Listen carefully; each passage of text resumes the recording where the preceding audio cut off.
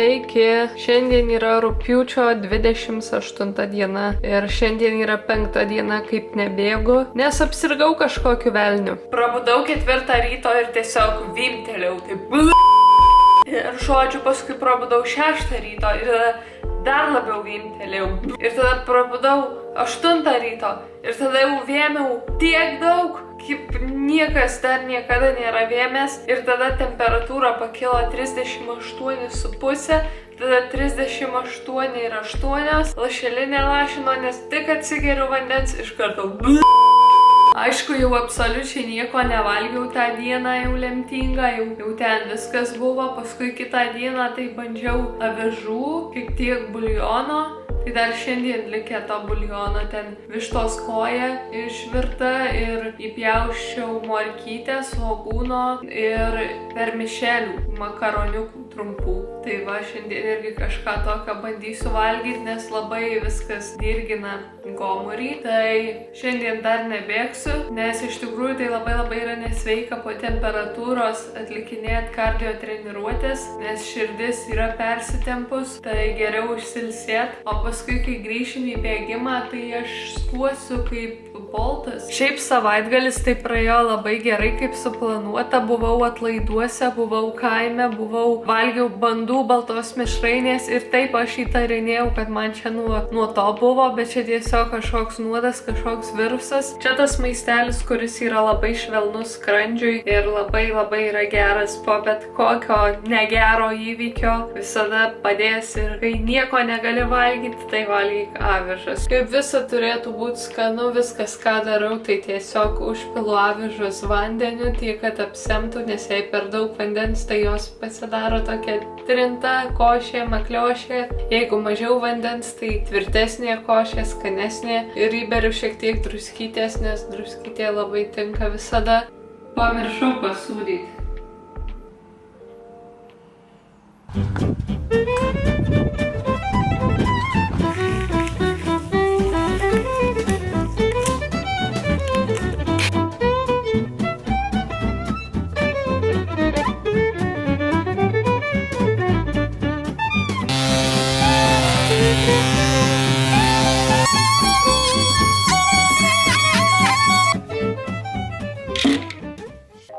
Pusė 3 reikia kažką pavalgyti. Turiu labai daug pomidorų. Čia kai buvau svečiuose, man davė sėklom. Tai yra, man atrodo, ananasas, vadinasi pomidoro veislė. Dydis tai, palyginus su mano ranka, tai kaip 2 rankos realiai. Milžiniškas.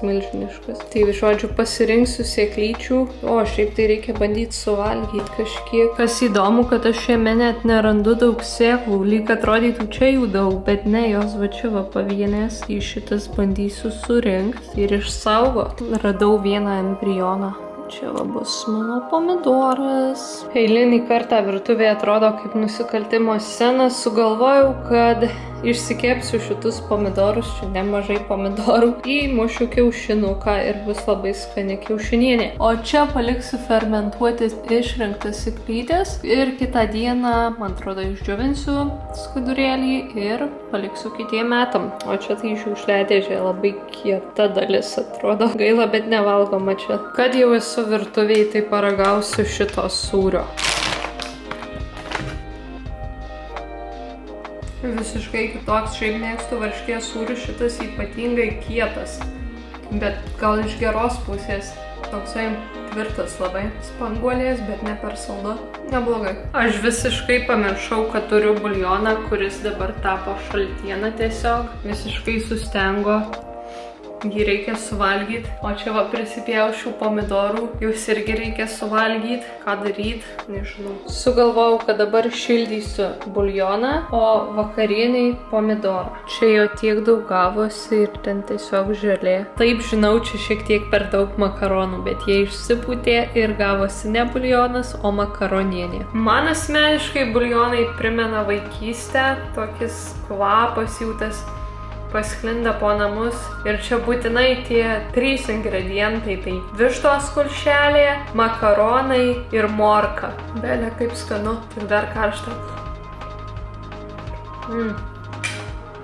Labai ironiška, kai daug kalbu apie sveiką maistą, apie sveiką gyvenseną ir mano šaldytuve stovi ne kas kitas, o Coca-Colos buteliukas. Kodėl jis čia? Todėl, kad visą gyvenimą, kai mane pykino, aš gerdavau Coca-Colą, nes jinai valo ne tik vamzdžius, bet ir skrandį. Žiauriai geras dalykas nuo pykinimo, nerekomenduoju gerti niekada, tik tai kaip pykina. Čia tas pats kaip kurmis vamzdžiam valyti, žinot tą medžiagą. Jos nereikia pilt nuolatos į vamzdžius, nes tada išgraužia tuos vamzdžius ir tai taip pačiai su Coca-Cola. Jos negalima pilt į skrandį niekada, bet jeigu pykina, reikia išvalyti skrandį, reikia jam padėti, tai Coca-Cola kažkaip tai veikia. 100 metų šito nuodo neragavau. Įsipilsiu į prabangę stiklinę, ant kurios plaukas gyvena. Kas įdomu, kad Coca-Cola Zero nėra sveikesnė. Taip, joje nėra kalorijų, nėra cukraus, bet yra saldikliai. Fenilalanino šaltinis. Tai jam būna žmonės alergiški, tai jeigu pagertų šito, tai čia dabar nepastebiu ant greičio, bet yra saldiklių, kurie kelia vėžį, sukelia vėžį. Tai, žinokit, nėra gerai. Nuodai. Šį šeštadienį dalyvausiu baltojoj vakarieniai. Tokiam dalykė niekad neteko dalyvauti, o aš su madom žiauriai nedraugauju. Jeigu šalta, tai deduosi džemperį, jeigu karšta, maikę ir šortus. O spalva ten ar kažkas visiškai niekad nerūpėjo. Dabar išverčiu visą spintą ir dau viską, kas yra artimiausia baltai spalvai. Čia jaučiu, reiktų palyginti šitus marškinius, bet žiauriai baisu, kad aš juos išpurvinsiu, nes kartais būna su lygintuvu, lygini ir fup, tokią juodą dėmę palieka, nežinau kodėl. Žinau, kad bus plus 30, tai nežinau, ar su ilgom rankovėm marškiniai yra gera mintis, bet kitokių neturiu baltų. Šortai ne balti, bet neturiu baltų. Baisu, visas baltas rūbas nėra gal gražu, o batai tai Ralpho Lauren balti sneakeriai labai panašus į Nike Air Force One, bet nežinau, man jie visai gražus. Ir vis tiek atrodyt kaip bomžai. Tai va, jaučiu, kokiam Bredui Pittui visai tiktų šitas outfitas.